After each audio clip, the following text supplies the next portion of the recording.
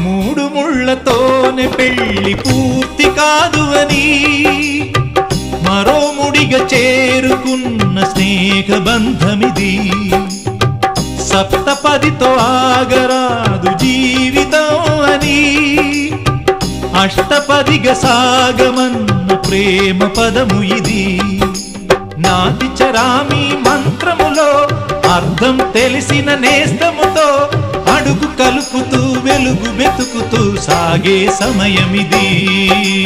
ఆగని పయనమిది. అనురాగమే మంత్రంగా మమత కొలువులో జరుగు పెళ్లికి మంగళ వాయిద్యం పలికింది ఆహ్వానం.